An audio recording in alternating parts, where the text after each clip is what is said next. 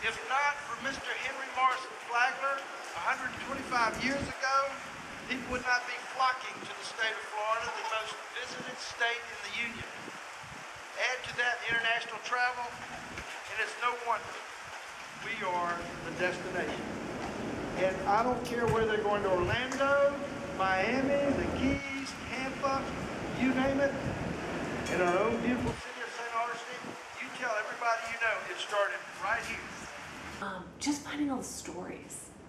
So just looking through all the research and realizing just from the very beginning through to when it closed, there's just so many different stories along the way. So from Henry Flagler deciding he was going to pick these young architects, and chances are that they poured over the plans in this room, with Dr. Anderson being, kind of a partner. He was Henry Flagler's St. Augustine confidant, and he was here on the ground and making sure and kind of relaying to Henry Flagler what was going on, and that they would work in this room and they would go over everything, and that Kerr and Hastings had no idea what they were doing. They had never built a hotel, and that they spent so much time just researching how a hotel should be laid out. There are two paintings in the Flagler room. One's called Venetian Girl, one's called The Goldfinch. And originally they're attributed to the same woman, Diana Kumans, I believe is her name. But students found, there was this other artist named Heva Kumans, right? And then it's how we're trying to figure out how they're related or if they're related.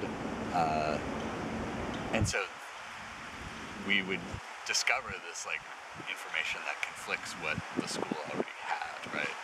And so this would be a problem, and just finding multiple sources to kind of confirm our assumptions, in that case that these were actually painted by two different people and that these were sisters, right? And not maybe pseudonyms of the same person. How we ended up discovering this is you can actually just barely read the signature on one of them as being different than the other. And a group of students in one of my classes got a lot of background information about the family and how the father was actually an academically trained painter. And so he had, a typical skill set for a painter in the late 19th century.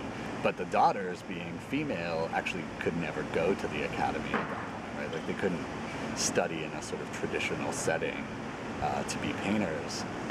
So they learned from their father, and they have this remarkably similar style, which is remarkably similar to their father, which also caused this confusion, right? It's is it just the same person painting all these paintings? But it turns out it's these sisters,